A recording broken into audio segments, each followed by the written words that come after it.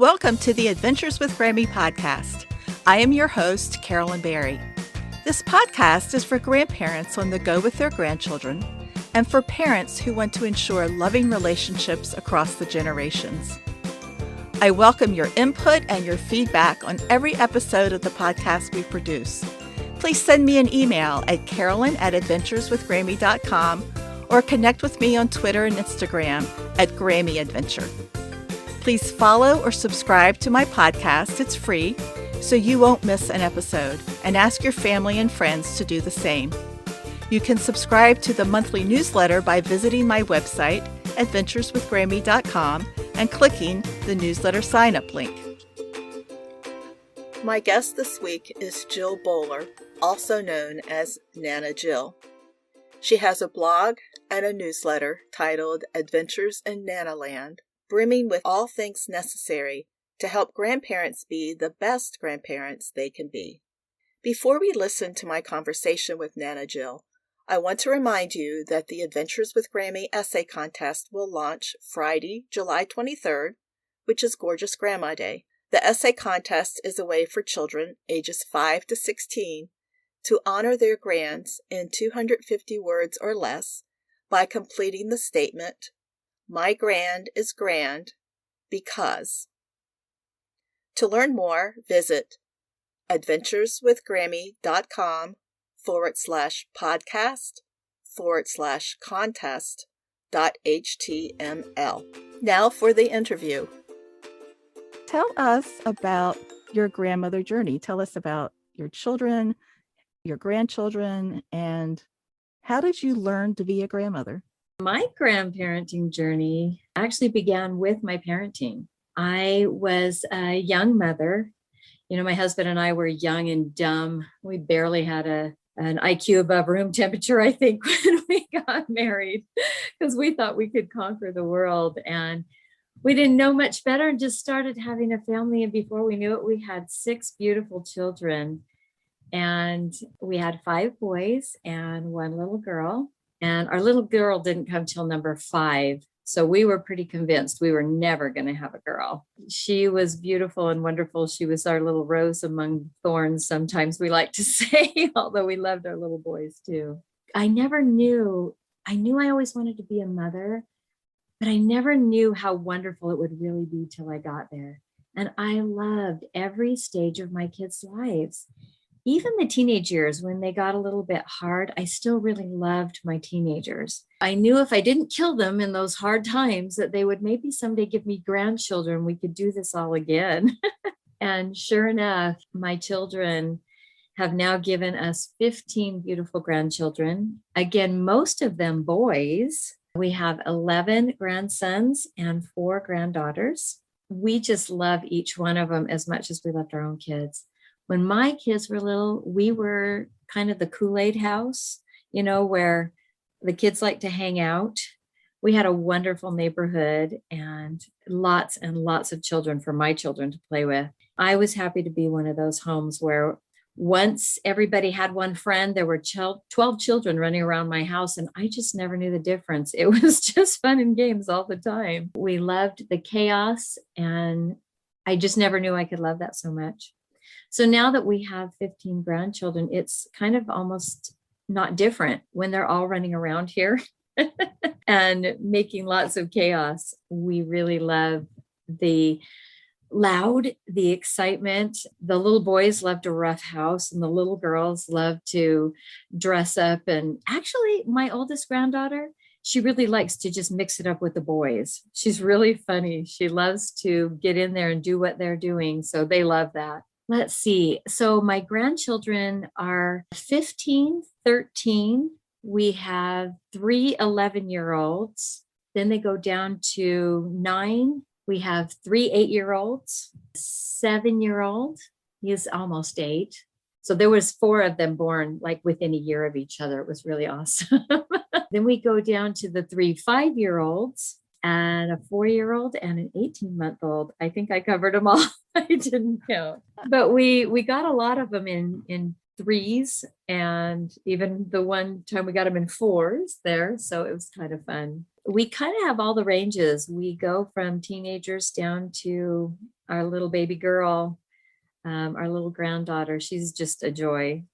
But as far as where I learned to be a grandmother, I can't say that I didn't really have the role model of grandparenting because I loved my grandparents. My maternal grandparents just weren't really kid people.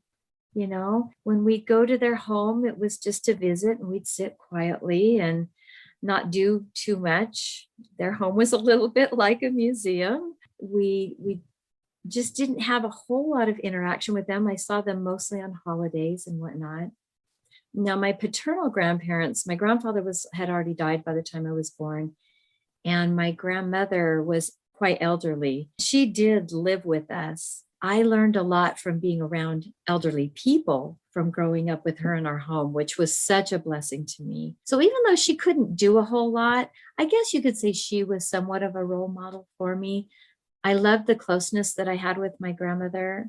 On my blog, I've talked about how she had 12 brothers and sisters. She came from a very, very large family. Her brothers and sisters were spread out around the country, and they would write letters to each other.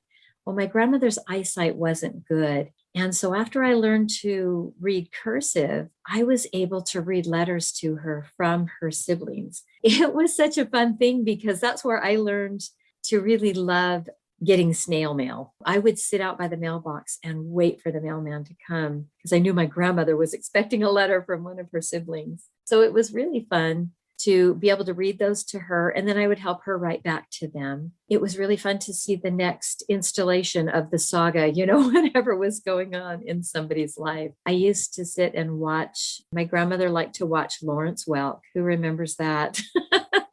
I guess if you're old enough, you'll remember Lawrence Welk. And even as a small child, I loved to sit and watch with her because it didn't matter what she was doing. I liked being with her. She was kind. She was patient. She just wasn't very active, so she couldn't do a whole lot. So I suppose that was one place that I learned even the small things, just being with my grandmother could create that relationship and build that bond with her that has lived on way past, her passing away. I wanted my grandchildren to experience, since I was a young grandma, I thought I've still got a lot of energy. I've been blessed to have my health, so I can do things with my grandchildren. And I wanted to create those same kind of bonds and memories, but with a lot more activity and energy and just loads of fun. And that's what we do around here. It's just loads of fun. Tell me how Adventures in NanaLand came to be. It's funny because Adventures in NanaLand was never really meant to be. It just came about when I was being asked by a lot of my friends and relatives about how I do my grandma count. And someone suggested to me that I start a little blog and write everything down because I was saying, I have to keep repeating myself over and over. And I said, I didn't know so many people were interested in doing this. But she said, that way I could just give people a little link and they could read about it. And I thought it was a great idea, but I didn't really understand how I would do that. So I kind of began digging around for information, and I realized that I could actually start like a real blog that not only my friends and relatives could read, but friends that I hadn't met yet, aka strangers, they could read it too. That was really exciting to me because then I could share that info with like other grandparents, even people I didn't know, maybe get to know some of these people. And I could help them do their grandma camp or even other fun things because I love to do so many things with my grandkids.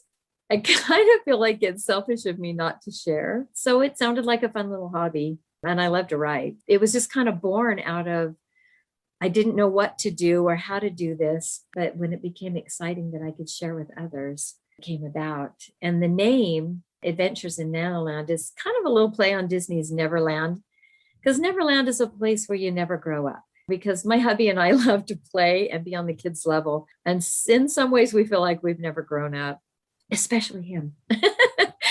And the name Nana kind of fit perfectly since I'm the mastermind behind the fun and the chaos around here. Papa just comes along for the ride most of the time. Because I'm a planner. I like to plan activities. Papa, he is a happy, fly by the seat of your pants kind of guy. And he does a lot of the spontaneous stuff that happens in our home.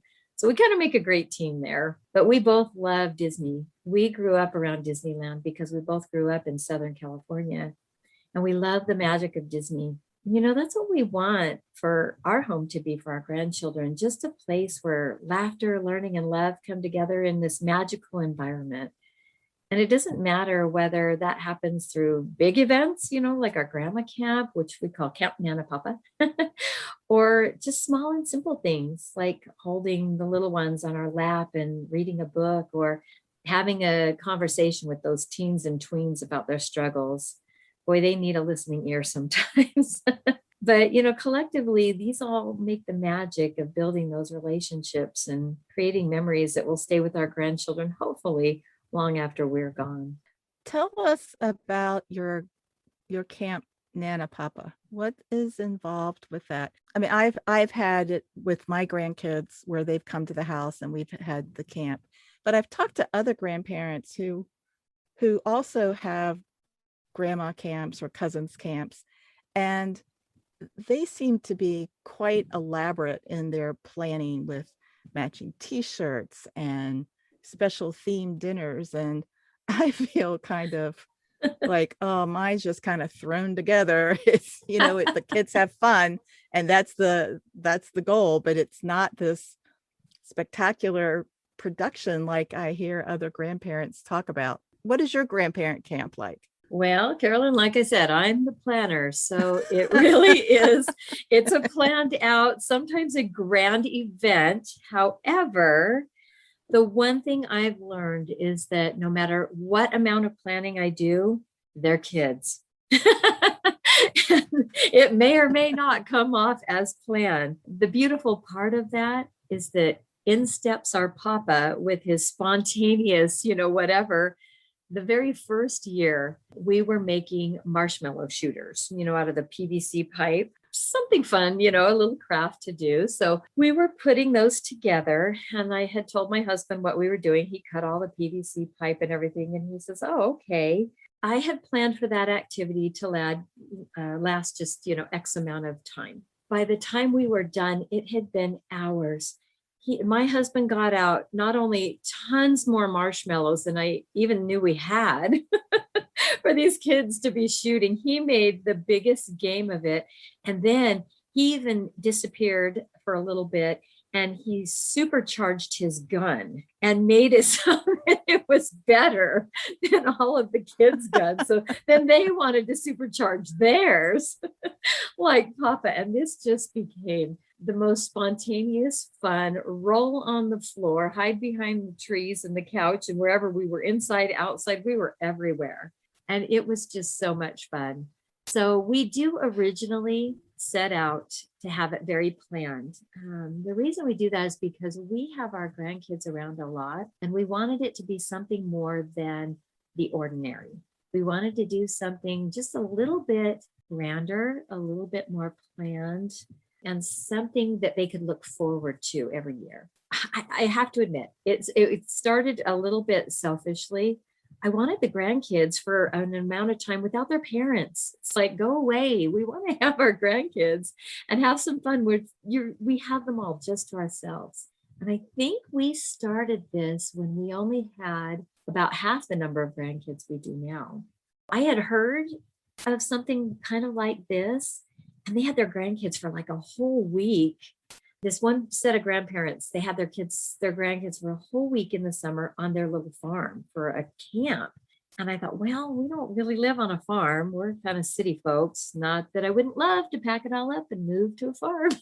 I really would. But I thought we could create, a few days of fun with our grandkids just here in our home, and they could be together with all their cousins, and we could make memories. And so Camp Nana Papa was born out of that. So now it's grown to, they get formal invitations because they know when they get an invitation, oh my gosh, it's coming. And it just gives them something to really look forward to. We give them little packing lists so they know what to bring. I'll tell them, hey, we're going to do this theme. So we always plan a little theme around it. It kind of makes my planning easier if I have a theme. Then it focuses my brain a little more because I wanted to do all the things. This way I can focus on a few fun things, while they're here. But we've only done t-shirts 1 year. And I actually had them make the t-shirts because we did tie-dye. I had no idea how much the kids were going to love that activity.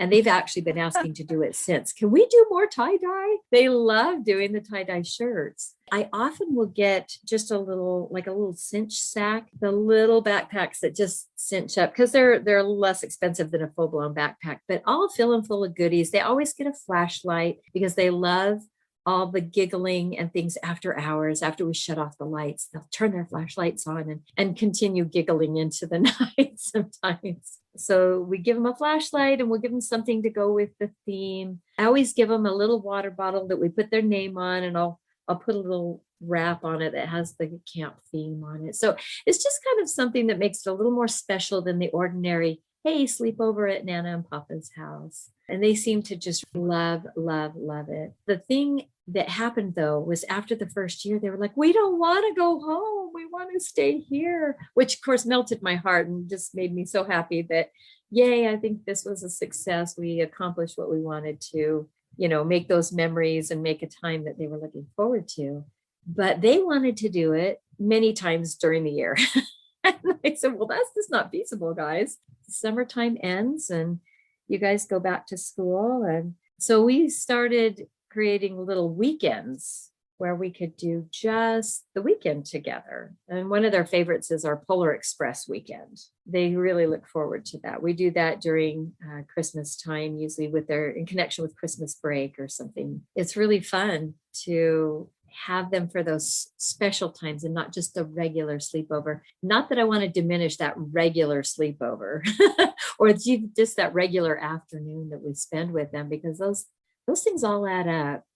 It's cumulative, but they really do look forward to these little times when they can say, bye, Mom and Dad. We know you're not going to be here. We just get Nana and Papa all to ourselves. I do want to reassure listeners that if you've never had a camp grandma, you've never had a cousin's camp, it can be as informal as you are comfortable doing. In my case, when it was just the 4 boys, they would come to the house, and we live on a farm. So I don't know if I was the farm one you heard about, but the kids would come. Yeah. And, they would ride horses. We also had the marshmallow guns. My husband also has a potato gun.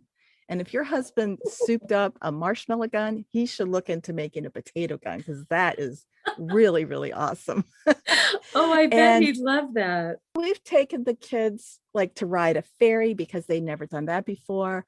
I took them to it was called the Bug Box, where it was just an old house, and this was like a museum of different bugs. We went fossil hunting. That was a fun thing. Then after that, we actually went to a family friend's house that are kind of like formal fossil hunters, real fossil hunters. And they gave the kids a little presentation. There's one room in their house that is like a museum with just fossils from all around the world. And the kids sat quietly and listened to this little presentation, and they left with a bag of fossils. That was so much fun for them. But it doesn't have to be extreme. Sure benefit doesn't. To the kids is just, like you said, that one-on-one time with grandparents that doesn't include the parents. And it's really a lot of fun.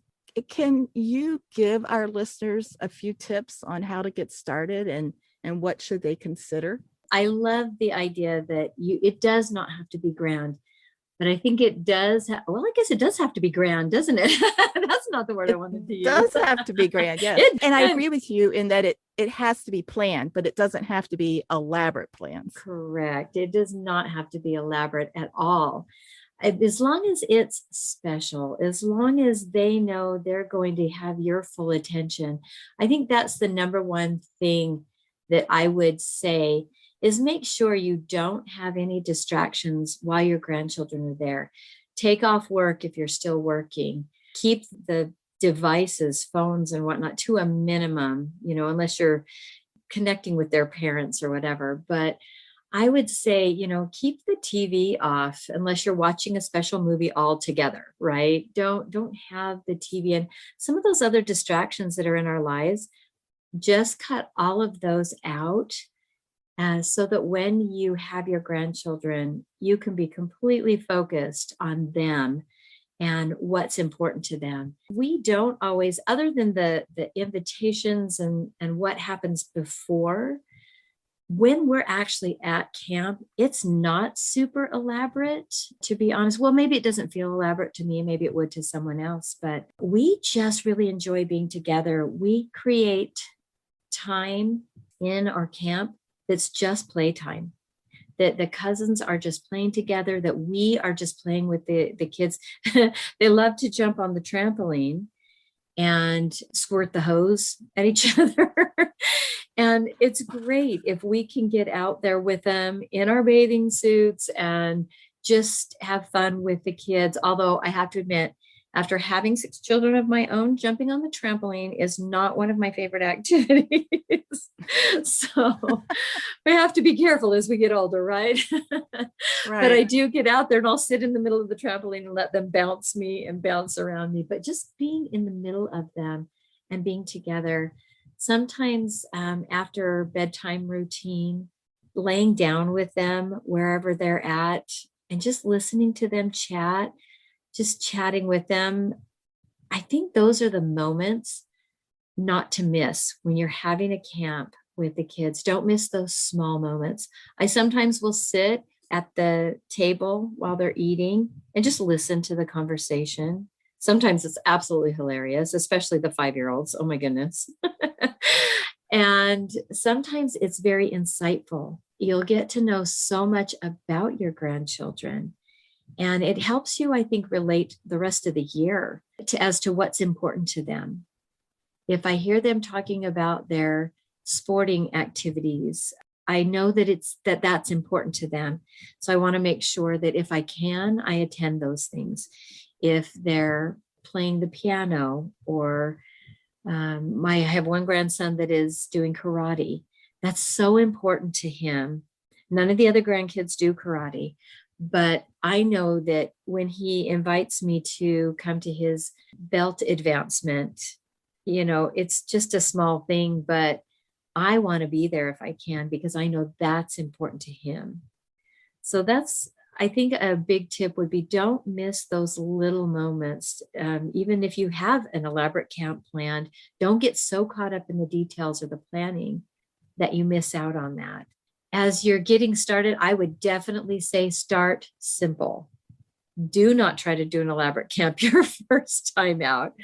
I would start with just a couple of days, maybe 2, maybe 3 if you're adventurous. I wouldn't even try to tackle a whole week if you're at all hesitant. I would keep it super simple, doing things, at home. For us, we have to do most of our camp around our home because with 15 of them, when they're all here, 4 of them are long distance, so they're not always here. But even with the 11 that we have close by, we're a little short on seatbelts when we try to go places.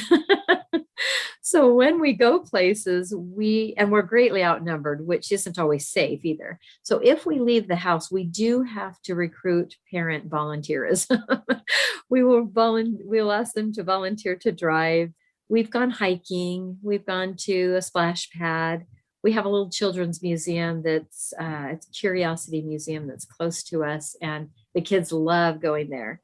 So we will ask the parents to be with us for that activity so they can help drive and so that we're safely having enough adult chaperones, especially because we've got quite a few little ones. Really like being in a very public place where we can't make sure we're keeping an eye on all of them. So yeah, I would say keep it simple and keep it very focused on what they would like to do. That's one of the things, Carolyn. Yeah. Keep the meals very, very simple. Don't try to do elaborate meals. My first year, I thought, I'm going to do all these big, almost gourmet meals for these kids. They're just going to love it. Oh my goodness, they didn't. I learned the hard way to just keep that really simple and feed them what they like, trying to make it as balanced as possible, but feed them what they like. So Macaroni, cheese, hot dogs, pizza. you got it. That's what mine asks Absolutely. for. And I even let You them know, make their own pizza. That's a oh, fun that's a activity. great activity. Yeah. I was going to tell you that one of the things that we've done is make butter. We've also baked sourdough bread. And, there's a little kind of a science lesson built in there. And the other thing that I've done is buy board games and different types of games that stay at my house that the children really only play when they come here. And so that's been fun too, for some quiet time when it's just too hot to be outside and they're tired of being in the water. We can come in and play these games, and the kids love that. Oh, our grandkids do too. That's a great suggestion, because we do have many times we've incorporated what we call family game night. And we just have games set up, and they just kind of go around and play with each other. And when they're done with this game, they move to a different table or whatever. So yeah, they have really loved family game night. I love the idea of making butter. I think we should do that. That is so much fun.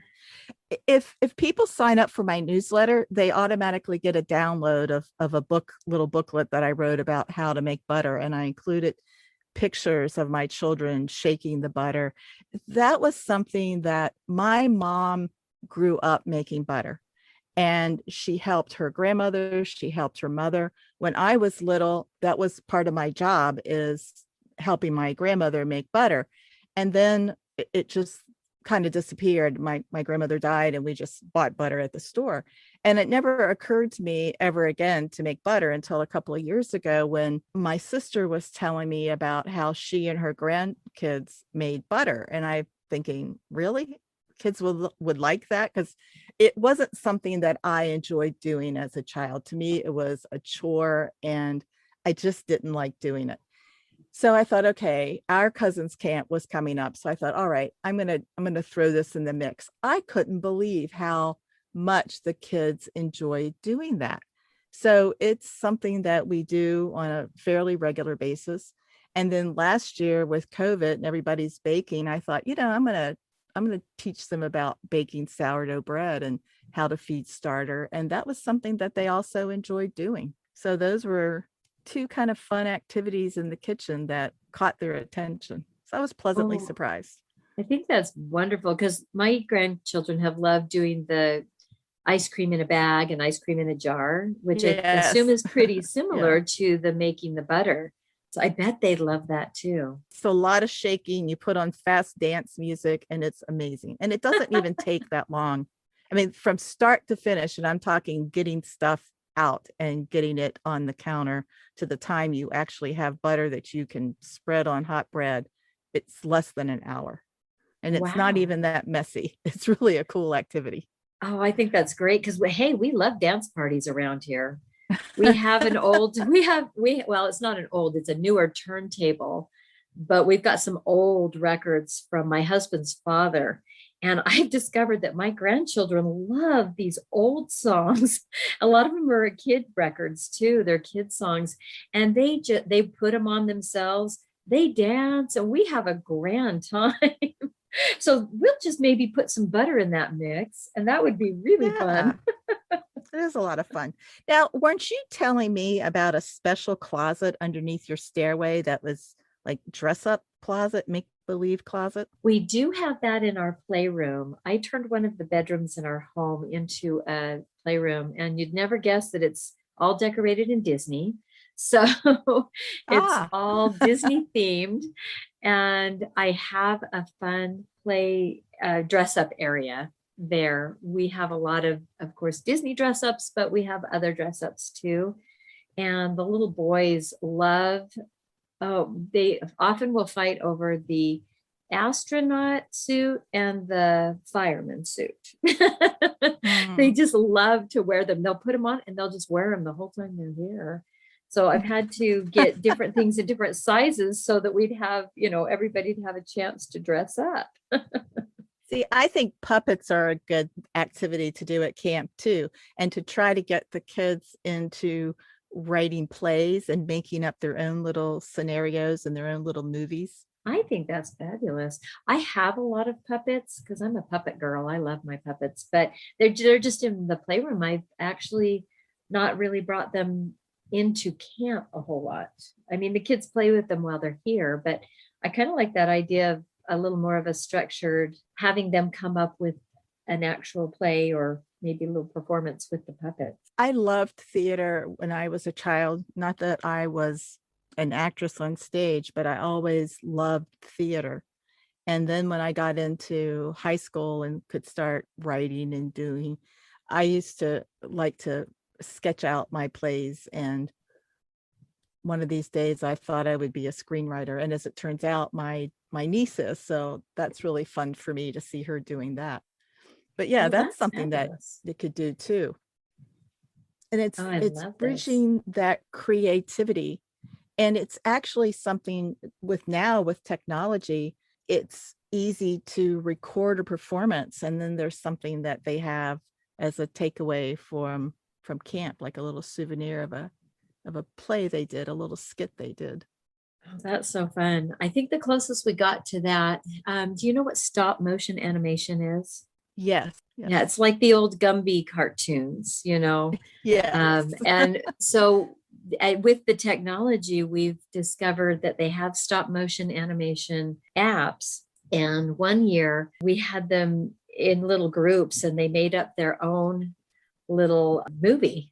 And that was really fun. They had a really grand time doing that. So I do love the creativity when it comes to that. Matter of fact, they did it with Legos. And so the Legos really came alive in their little videos. They were so proud of themselves when they were done. When you were a child, did you ever draw pictures on a piece of paper and then the next piece of paper you saw the forward motion, and so that when you flip through, the character moved? Did you ever do those? I did that one time and thought it was so amazing, but because I'm not much of an artist, I only did a little stick figure and never thought I could do anything more than that. I've Well, that's since all I become did. quite an artist as an adult. I mean, I would do these little stick figures, and then one scene you might have a little dog and he's chasing a ball. But I enjoyed doing that. That was my little artistic movie making. I didn't There have you go. I didn't have access to anything else except my imagination and paper. And then I could flip through that and see these little movies. And I just thought I was hot stuff that I made my own little movie. So, Oh, that's again, it so doesn't have to be fun. elaborate. It just Nope, has to not at take some all. imagination. We have the camp, and I would encourage grandparents, even if you've never done it before, try just having a day, a night, and a day, and have parents come for dinner and have something this year before the kids go back to school. It's really a lot of fun. And then you can take it from there. It's not too late in the season. And I think everybody in the family would really, really enjoy it. There's You. some rules. Like, I know people who say the child has to be potty trained or the child has to be 5. So you can set up the parameters so that the little ones look forward to when they're able to go to camp, Cousins Camp or Camp Mama Berry, or however, whatever your name is going to be. Like, I wanted the kids to be potty trained and to be old enough that a few nights away from mom and dad were not going to traumatize them. So that's how old you have to be to come to my camp. So at this point, all of my grandkids are old enough except for the baby who's 18 months old. That's fun. I know we have, if they're not potty trained, they can come for day activities with their parents. So if they've got a parent here with them, because I really don't want to stop to be changing diapers and whatnot. So we do let them come if they come with a parent. And generally, those little ones don't spend the night. We've had a few that have spent the night with us when they were, from the time they're young. And so it didn't matter what age they were, they felt comfortable staying with us. So I usually don't have the unpotty trained ones spend the night, but boy, as soon as they are, they're usually ready to stay with us. And I love the idea of just doing the 2 days and a night. I had several grandparents in my that started reaching out to me and telling me they were a little overwhelmed by this thought of, oh, a week-long grandma camp or even 3 or 4 days was a little overwhelming because they either felt like they weren't creative enough or they didn't have enough space in their home or even just didn't have quite the energy for it. I kind of put out there the idea of this grandma camp weekend. So you can do that in the summer, especially if it's your first one, or you can do them any time of year. You don't have to wait for summer to do that. You can do that during those holiday breaks, like we do our Polar Express party. You can do it during just even long weekend holidays, President's Day or, whatever. Sometimes the kids have a day off school, a teacher day or whatever. So yeah, it's really fun to grab just those weekends and make that just that special time that's focused on them and you together. I love that you're telling people, yes, do just a weekend before school starts. Get it in there. I want to ask you about your teens and tweens. On your Pinterest site, you have a couple of blog posts about how to talk to your teens, how to listen to them. Most of what we've covered on the podcast has really been more geared toward the younger kids. And I don't want to exclude the teens and the grandparents of those children either. So can you just give us some words of wisdom about teenage and tween grandkids? My grandkids aren't there yet. The oldest just turned 9. I don't feel qualified giving advice because I haven't done it yet. So you have, so we're listening to your wisdom. I had a really good relationship with my teenagers, and I was hoping to carry that over to my grandchildren. There were a couple of particular incidents where my parents, well, actually my father, helped with my kids, and it set a good example for me as a grandparent. But the number one rule for talking to your teenage grandchildren or being, connecting with them is just be a good listener. They have a lot to say if you can get them to open up. Don't be afraid to ask questions and try to avoid those yes and no answered questions. Ask more open-ended questions. Recently in my newsletter, I had put out to the grandparents to ask their grandchildren, how did you change your world today? Now, that's a question that cannot be answered without a little bit of thought. And it really can open up. That's an excellent question. I love this question. That started because my son asks his kids that. I was picking up his 5-year-old from preschool, and he said, hey, Mom, if you want a really good, conversation, ask him how he changed his world today. So I asked my little grandson when I picked him up, I said, so how did you change your world today? And he stopped and he said, hey, my mom and dad asked me that question. And I said, I know. They told me I should ask you since I'm the one picking you up today. And he says, well, actually, Nana, it had to do with recess. And it just opened up this really funny conversation about recess. And so then I got thinking, maybe I should be asking the teenagers this. And as I have, it really has opened up some very special conversations between us. I would say that another rule for talking to them is be interested in them. Don't be too quick to give them advice and tell them how to live their life. Be interested in what they're saying and what their struggles are, and asking them to, just kind of expand on how they're feeling about things. You'd be surprised at once they get comfortable, how much they will open up to you. Of course, some of that does depend on what kind of relationship you already have, right? Stay focused on them. Even if you're sharing experiences from your own life, stay focused on their life, because they will tune you out the minute you start talking about them. One of my other rules is don't judge. They don't do things the way we did them as teenagers, and they're doing things in a whole different world than the world we grew up in. And so they have to kind of navigate those teenage years on their own terms, going through this new world that we only understand as adults. We don't understand their world as teenagers. There's kind of a fine line there, because if you're too quiet, they'll assume you're judging them. Sometimes, you don't want to have that. But at the same time, make sure they understand that you accept them, that you're proud of them. Pick out the positive things. I know that I had my own grandmother. When I faced my biggest struggle as a teenager, I was really worried, that grandmother that lived with us, that she would judge me, because I had made a pretty big mistake. I was going down a bad path. What do you know? It was my grandmother who stood up for me with my parents. She taught my parents that they needed to extend that unconditional love to me so that I could make it through this tough time. So I'm just like, oh, thank you, Grandma. And it was really important for her, because I was worried she was going to be my biggest judge, and she wasn't at all. That was a nice lesson for you to then be able to guide yourself in dealing with your own grandchildren. And that's probably why you are like you are, because you experienced that firsthand. Right.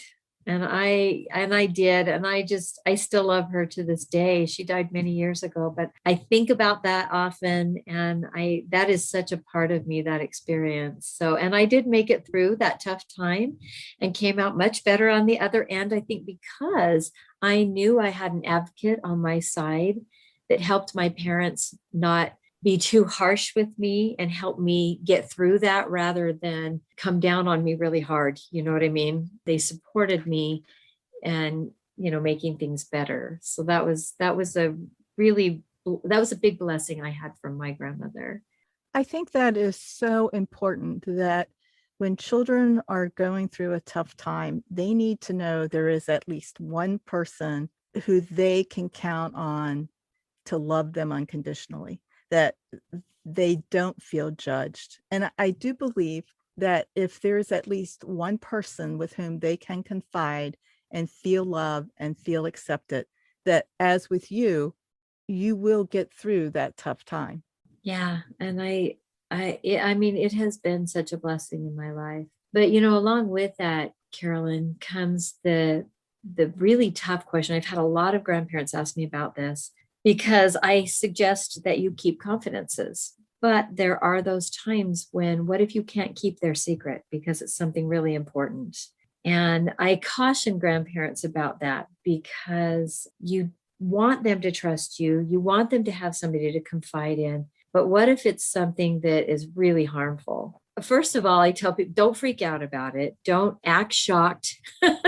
Although sometimes some things they'll say to you will shock you a little bit. Try to stay calm, and you don't want your grandchild to be sorry that they told you. But you need to let them know that if it is something that is harmful or life-threatening, if they tell you that they're considering taking their life or something, that's just not something you can just keep to yourself and hope for the best. But I think there are ways you can help them to open up to whoever they need to, whether it's parents or teacher or clergy or whoever it is that can help this situation, that you can help them and be there for them. Like my grandmother was there for me. I was terrified to tell my parents that my life was going down this bad path, but I knew she was standing there behind me and being that advocate. So I think that's really important. I recently had a chance to put this to the test, because my oldest grandson had done something he wasn't supposed to do, put himself in a potentially dangerous situation. It turned out okay, but I had to go pick him up from where he was. I said to him, I'm not going to tell your parents about this, but I think you should. And so we talked about how his parents are not going to be able to trust him, especially if they find this out by accident. And he wants, going into these critical teenage years, he needs his parents to be able to trust him. We had a good talk about what that means to be trustworthy, and so that you have more freedom with your parents. And I think that was a really good conversation. It all worked out well with his parents. And There was a little bit of discipline involved, but I think all in all, it worked out pretty good. And I think he's working on restoring that trust with his parents now. As a teacher, I was a mandated reporter, which meant there were certain things that I had to report to my supervisor about a student. Often I had students confide in me, and I would always tell them up front, I will keep your secrets. However, by law, there are some things that I cannot keep secret. So if you choose to tell me those things, I will do the best I can to help you, but I will have to let your parents know about this, and I will have to let my supervisor know about this. And there were some children who chose to do that anyway, because like with your grandson, they knew they had done wrong. They just didn't have the capacity to know how to get out of the situation. And they were asking for help, even though it may not sound like they were asking for help. They indeed were asking for help. I don't think that would come as a surprise to a lot of kids that you can only keep so many secrets. Hopefully not. I mean, hopefully they'll tell you up front. If they're telling you, okay, this is a secret, you can't tell anybody, then I think it is important to let them know. Say, without knowing the situation or the people involved, I can't really make that promise. And then let them decide, say there are certain things that I would have to talk to someone about. If they told a secret about a friend who was being abused or something, I just wouldn't be able to keep that secret. That would have to be something that was, because you don't want any child, even if it's your grandchild or their friend or whoever, to be in any kind of danger or bad situations. When one of my sons was a teenager, he was experiencing some depression. And I got a message from the principal at the school that my son was thinking about taking his life. The note that the principal had gotten was anonymous, but I'm so grateful that child was not willing to keep that secret, that my son probably told him in confidence. It opened up that avenue for us to get our son some help before it was too late. He's grown up to be a wonderful adult now because we got him help when he needed it. Well, our time is about up, and I want listeners to know where they can find you on the internet. You have a Pinterest account with a wealth of grandparent information, and I will definitely put these addresses in the show notes. But if you could share with us how grandparents can reach you. They can go to, we're online at adventuresinnanaland.com and Adventures in NanaLand on both Pinterest and Instagram. Let's see, I think it's Adventures in NanaLand on Facebook too. We're on a lot of different places, and we love to see people there. We love to interact with our grandparenting group. Love to hear the questions and the comments, and I love it when they share their grandparenting journey with me and all the fun little things that they're doing. I often like to reshare those things in my weekly newsletter or on the blog somewhere. We love to hear from all the grandparents that follow us. I hope you have enjoyed today's episode of the Adventures with Grammy podcast. You will find the links to our guests and the topics we discussed in this episode's show notes. If you would like to be a guest, or if you know someone who would be an awesome guest, please connect with me at Carolyn@adventureswithgrammy.com.